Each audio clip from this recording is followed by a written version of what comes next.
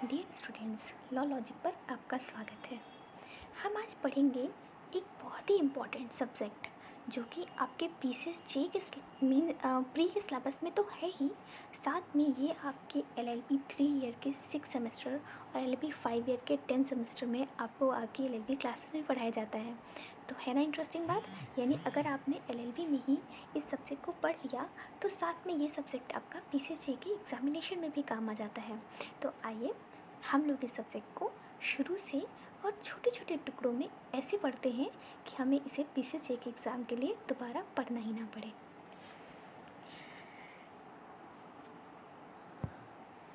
अंतर्राष्ट्रीय संगठन। अंतर्राष्ट्रीय संगठन का अर्थ क्या होता है? सबसे पहले हमें ये देखना होता है कि हम जो चीज़ देख रहे हैं, पढ़ रहे हैं, उसका मतलब क्या है। तो अंतर्राष्ट्रीय संगठन का अर्थ अगर हम निकालना चाहें तो हम देख सकते हैं कि इसके दो शब्द होते हैं जिनसे मिल करके एक शब्द अंतर्राष्ट्रीय संगठन बना है। अब वो दो शब्द कौन से हैं? एक है अंतर्राष्ट्रीय और दूसरा है संगठन।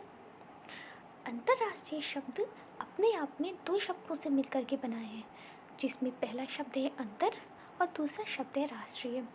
अंतर का मतलब होता है ऐसा मामला जो दो या दो से अधिक से संबंधित हो, और दूसरी चीज़ राष्ट्रीय, वो तो आप जानते ही हैं कि ये राष्ट्रों से संबंधित है। यानी अगर हम दोनों शब्दों को यानी अंतर और राष्ट्रीय को मिलाकर देखें तो इसका अर्थ निकलता है जब दो या दो से अधिक राष्ट्रों से संबंधित कोई बात है तो हम क्या कहते हैं? अंतर्राष्ट्रीय बात उसे कह सकते हैं। आराम से ये बात आपको समझ में आ गई होगी। दूसरी चीज़ है संगठन, क्योंकि हमने पहले देखा कि अंतर्राष्ट्रीय संगठन दो शब्दों से मिलकर बना है और हमने अंतर्राष्ट्रीय के अर्थ को ठीक से समझ लिया। अब हम बात करते हैं संगठन की।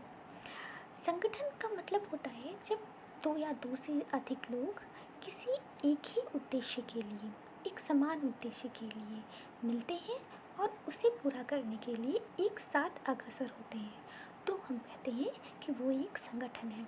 यानी हम क्या देखते हैं कि अंतर्राष्ट्रीय संगठन का मतलब क्या हो गया कि जब दो या दो से अधिक राष्ट्र या राज्य, अंतर्राष्ट्रीय विधि में राष्ट्र को राज्य ही कहते हैं, जब दो या दो से अधिक राज्य एक ही उद्देश्य के लिए, एक सामान्य उद्देश्य के लिए साथ एकत्र होते हैं और अग्रसर होते हैं, तो हम क्या कहते हैं? वो अंतर्राष्ट्रीय संगठन का निर्माण करते हैं।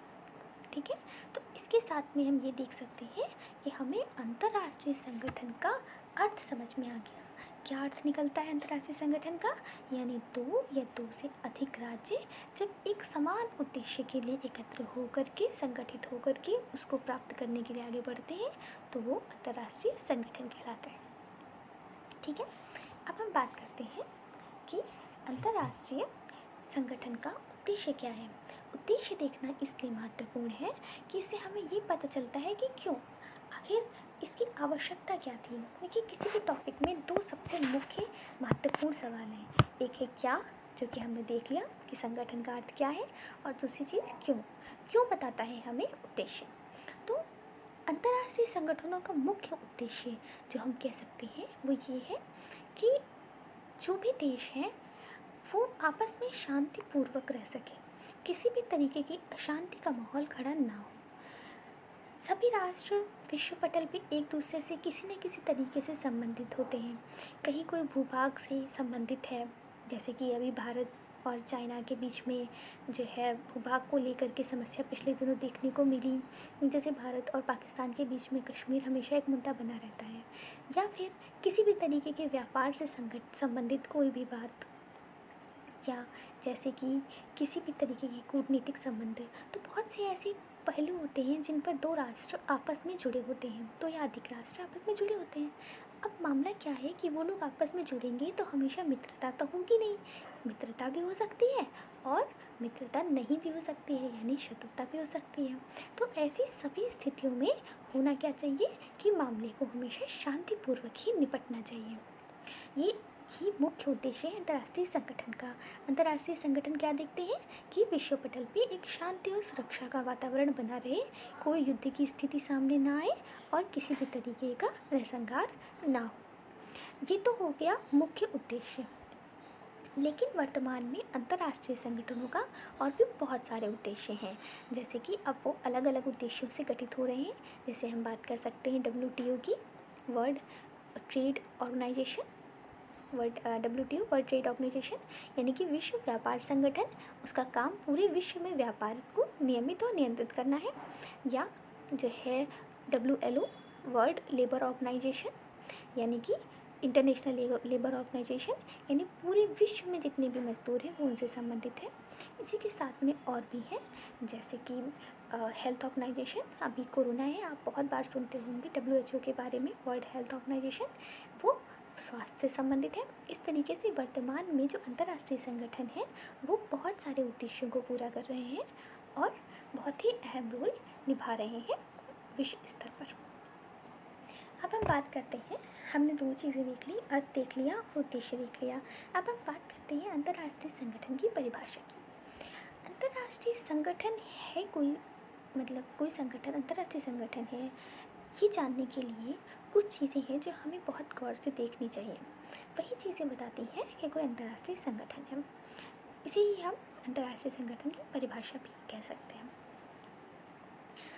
अंतर्राष्ट्रीय संगठन का निर्माण होता है जब दो या दो से अधिक प्रभुत्व संपन्न राज्य एक साथ समझौता करते हैं, यानी कि राष्ट्रों के बहुपक्षीय समझौते के द्वारा ही अंतर्राष्ट्रीय संगठन का निर्माण होता है। ये हो गई पहली बात। दूसरी बात, जब जो है जो संप्रभु राज्य हैं वो समझौता करके एक संगठन निर्मित करते हैं, तो वो संगठन अपने निर्माण करने वाले लोगों से पृथक एक व्यक्तित्व के रूप में उभर कर आता है। यानी क्या हुई, पहली बात हमने क्या कही कि प्रभुत्व संपन्न राज्य बहुपक्षीय समझौते के द्वारा एक संगठन का निर्माण करते हैं। दूसरी चीज़, जब संगठन का निर्माण होता है तो वो अपने सदस्यों से पृथक एक व्यक्तित्व के रूप में उभर करके सामने आता है। और तीसरी चीज़, इस संगठन की अपनी शक्तियाँ और अपने दायित्व होते हैं। ठीक है, ये बातें समझ में आ गई।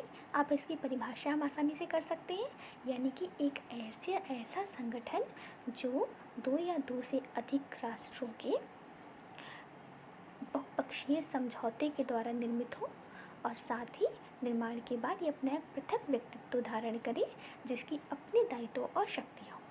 इसे ही हम अंतर्राष्ट्रीय संगठन की परिभाषा कह सकते हैं। ठीक है, बहुत ही छोटे छोटे से ये आपके तीनों टॉपिक थे।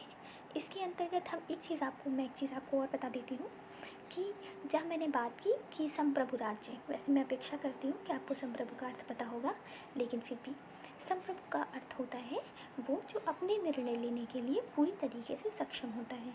यानी कि कोई राज्य जब अपनी सीमा के अंतर्गत कोई भी निर्णय लेने में पूर्ण रूप से स्वतंत्र है और बाहर अन्य राज्यों के साथ में अपने संबंध स्थापित करने के लिए पूर्ण रूप से सक्षम है, उसे हम कहते हैं संप्रभु राज्य।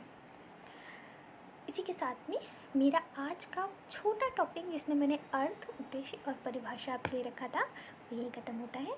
हम अंतर्राष्ट्रीय ऑर्गेनाइजेशंस के टॉपिक को, इंटरनेशनल ऑर्गेनाइजेशन के टॉपिक को धीरे धीरे छोटे छोटे टुकड़े में करके ऐसे पढ़ लेंगे कि आपको इसे दोबारा पढ़ने की आवश्यकता ही नहीं पड़ेगी।